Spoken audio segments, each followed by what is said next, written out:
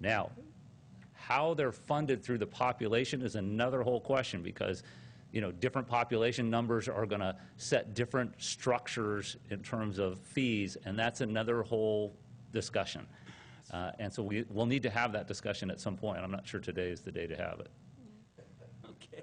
I'm going to make one more comment, if I could, Mr. Chair, is that I blame this whole fiasco on COG, because if they initially were in agreement with AMBAG to use the lower numbers and everything was going good, then why in the world did they come back and change it later on to the higher numbers?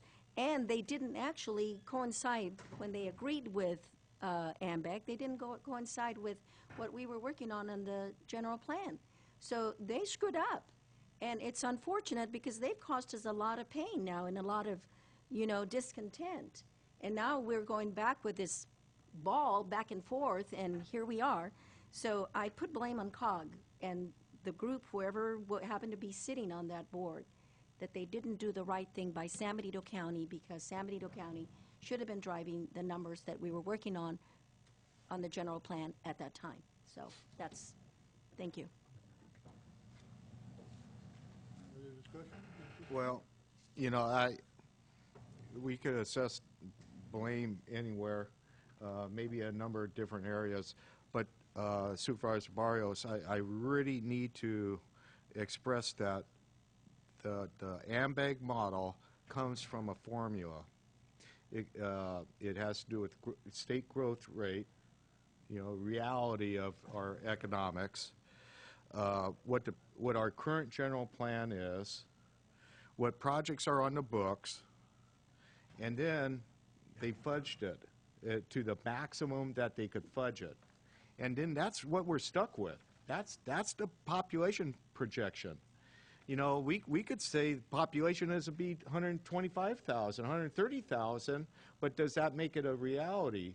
I don't, and maybe back in 2006 when we were, the state was booming and communities were growing, and maybe that's the only reason why we didn't grow is we had a moratorium, and then we had the recession, and we didn't grow. We come out of a recession, and we're still not growing at a very fast rate because the state is not gaining in population. This is a very arbitrary number, but you have to use some sort of formula, and that's where that came from. It's not a grasp at a number in thin air. So, there's a driving force that's pushing this number higher too.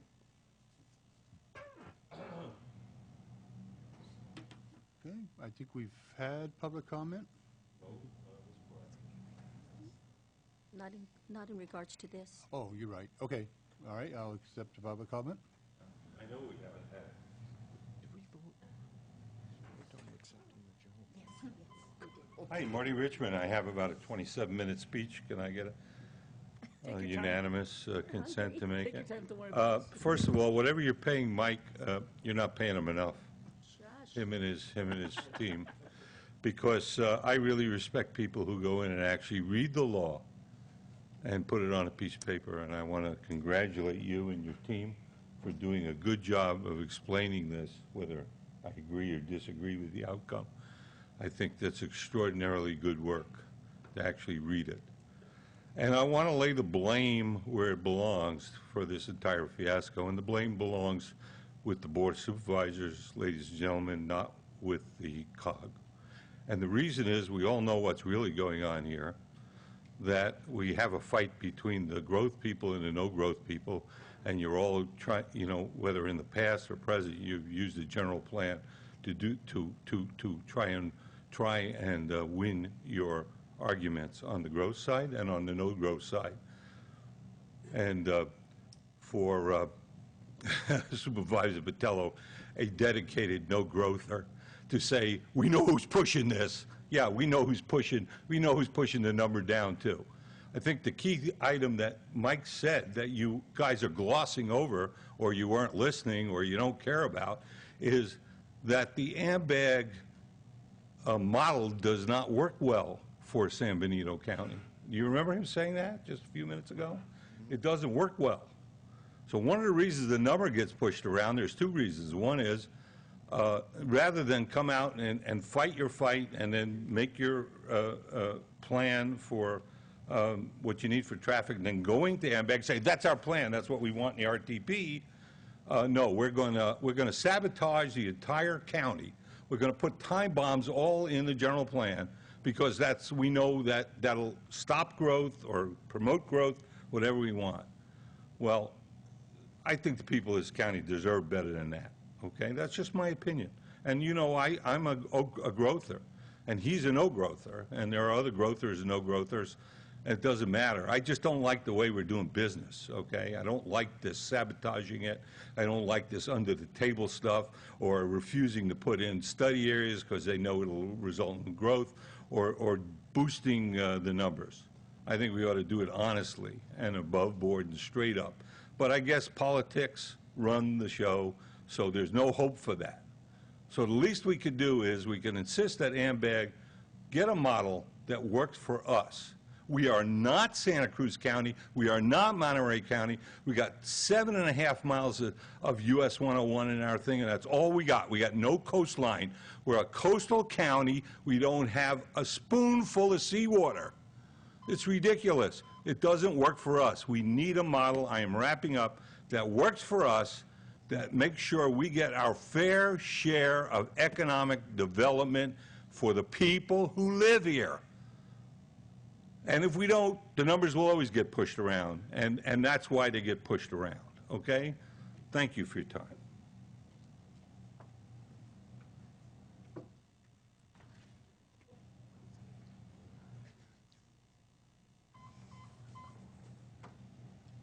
Good afternoon again. Christina Wyatt, Executive Director of San Benito County Business Council. I just have a few very small points to make. One is from a big picture, AMBAG's plans cover 4 years, as we discussed today. Our general plan covers 20 years. Realistically, it's a big picture visioning and analysis tool that should actually look more to 35 or so years.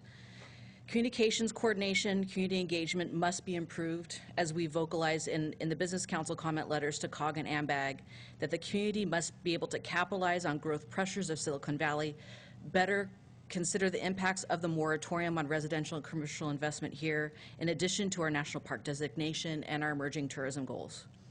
We need to ascertain if the population numbers can be adjusted in the RTP without triggering recirculation or threatening funding, which we don't have a black or white answer as of yet. Consistency is important to help us in the future to stave off challenges to the approval of our updated general plan. Highway 25 already needs improvements currently to accommodate the needs of our businesses and our residents and our tourists, especially on the 101 on and off ramps in Santa Clara County, and I'm hoping we can coordinate with Santa Clara County to do so. Moving forward, we have to be cognizant of our community bearing the burden of the growth and investment in the other AMBAG communities, including Santa Cruz and Monterey County, which is currently taking place. Thank you.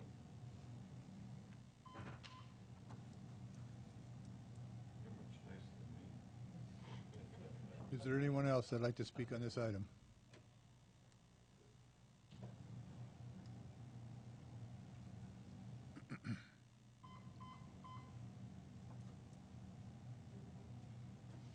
Good morning. I know you've had a long morning, so I'll Morning. be really quick. I just have a couple questions, because I'm a little bit confused now.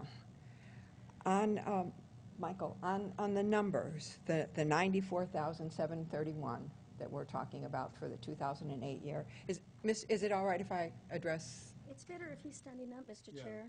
Michael, you want to stand up and...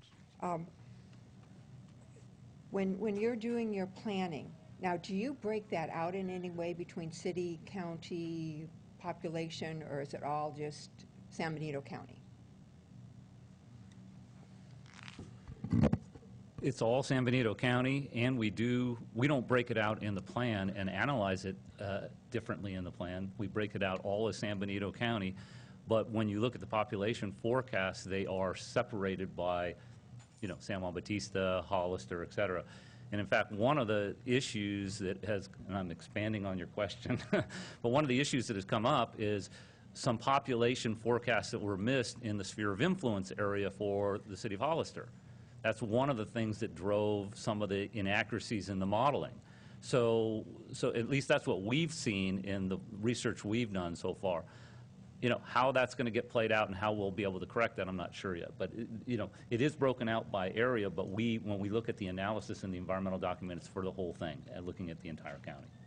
Okay, so expanding on that, there's really no difference, though. You're looking at a total number, and you're not saying that half of that population is in city limits and half is in the county. The number is what the driving force of the environmental document is. That's correct. Okay, okay. I just wanted to be sure I understood that. I'm not going to take your time with anything else. You've had a long, long morning, and we'll have plenty of other times to have discussions. Thank you. I want to ask Supervisor Rivas if he brought us the sandwiches we ordered. I thought we sent him out for pizza. I didn't see him walking in with them, so I thought, well. Yeah, I apologize, I'm late. I have another job. I'm a coordinator at San Benito High School for 2 grant programs, and so I had to give a presentation to the Department of Rehabilitation. So being in front of a whole bunch of some bureaucrats from the state level wasn't any fun. I'd rather be here with you guys. Okay, do we have any other That's an comments? excuse you not bringing lunch. All right. Do we have any other comments from the public? I actually want to wrap this up and try to go for lunch. Cog is here. I think we heard enough, Mr. Chair. Do we have any, is there anybody else from the public that wants to comment on this? I want to close the public comment on this section. Okay. Public comment is closed. Do we have any questions of Lisa before we break? Well, she wasn't here when I was accusing COG of being responsible for this, so I'd like for her to come up to the podium just so that the public will know how this all went down, and not to point fingers anymore, just to say, you know what, if we met with AMBAG years ago and they got COG's blessing on moving forward with the 80-something thousand number, 81, and then it came back to 94, I just don't know, where was this, how did this discrepancy occur, Lisa, if you can remember? Okay, so good afternoon. Good afternoon. Lisa Reinheimer, Council of San Benito County Government's Executive Director. So, first of all, let me just say that the San Benito Council of Governments has not historically been responsible for developing or updating growth forecasts. That responsibility has lied with the Association of Monterey Bay Area Governments as the metropolitan planning organization for our region, which includes San Benito, Monterey, and Santa Cruz. What we've done in the past is essentially, looked at those population forecasts and to a certain degree relied on them for information to inform our regional transportation plan. As far as I can tell from the way that the general plan, your general plan is progressed, you started in 2007 timeframe, and at that time the population forecast from AMBAG was a 2008 forecast, and you relied on that for your general plan. Since that time, AMBAG has come out with another forecast of 2012-13 timeframe. And so when I was talking to folks at AMBAG and also with your staff, AMBAG relied on your current general plan for consistency, not on your draft general plan. And as far as I can tell, that's where the line was separated. And so today, I believe that if your general plan were adopted today and AMBAG were to go back and redo a forecast or update a forecast, they would rely on your adopted general plan for population forecast. So they would include, in my estimation, they would include a 94,000 person population forecast for San Benito County. So that's As far as I can tell, that's what happened, if that answers your question. It doesn't, because they were actually supposed to take into consideration foreseeable changes into their general plans, which would have been the higher number. But I really was more referring to the organization itself in agreeing with the AMBAC numbers and then coming back and changing them. They've been changed 3 times, 81, then back to 94, and now back to 81 with the new change of board. So that was what I was leading up to, but that's okay. I think I just figured it out myself. Thank you. Okay.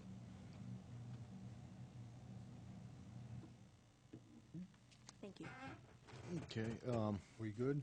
Actually, I want to make a quick announcement. We have not had our lunch break, so the people that were expecting a item to be starting at 1:30, that item probably will not be starting until about 2:30, just to let everyone know. Mr. Chair, I actually took the liberty. I did order sandwiches, so we'll have lunch here. So I don't know if we need to wait that long, Oh, but okay. I just wanted to make sure the board was aware that You got the memo. I got the memo. Yeah. All right, very good. All right, Supervisor Patello? anyway, it comes back to the point of this agenda item, and I think the public deserves to know that the only reason why this is even on our agenda today is just kind of a curing a perception of a Brown Act violation. I don't think we ever had it. And maybe County Council, you want to talk to that, why we even need to take an action today on this item? Okay, well, the tie-in to the discussion on the general plan update is the COG issue bled into the county and the composition of the county subcommittee on COG. And so there was much confusion at the meeting on April 15th about whether having the two numbers different between the general plan and the regional transportation somehow exposed the county to liability. And then we had the discussion also on April 15th with the resolution that was adopted by the board to, in essence, adopt the 2012 AMBAG numbers and to make sure that the subcommittee represented by, the subcommittee representing the board voted in accordance with that. So that's kind of how it got connected to the Brown Act. So we asked Michael and Lisa and the representative from AMBAG to be here today to kind of give the background information on the differences between the numbers, even though really the AMBAG number issue in front of COG is really a separate issue from what number the board uses in the general plan. They are inferentially connected, but it's not a direct result. So the next item on today's agenda item number 28, I believe, will address the Brown Act violation allegation head on. So and we're not there yet, are we, Mr. Chair? No. No. No. So I'm way ahead of, Yeah. I'm trying to move this meeting along. I want to watch the Giants game later Okay, on. all right, okay, I want, Michael, if you can, do you have all the direction that you need from us? We reviewed and accepted your mapping update. We authorized you to begin the preparation and recirculation of the EIR, correct? That is correct, and with that, I'm assuming that we're utilizing the existing draft EIR that was prepared, and we're doing revisions to that based on the changes we've made to the general plan, so that that population forecast of 94,000 is what we're moving forward with this revision of the general plan EIR. So if everybody's clear about that, there will be no more changes to the general plan until you get down the road and you have an EIR in front of you, and then you can reconsider things based on EIR and mitigations that are a part of that. At this point in time, we're fixing it as a project description. All right, and that is the consensus of the board, correct? And I want to thank Michael and his staff. I think you've done a wonderful job in presenting to us and making our job a little bit easier to go forward. Thank you. Thank you, Mr. All right. Chair. Thank you. Thank you. With that, I will call for a 40-minute break. We'll reconvene at 2 o'clock.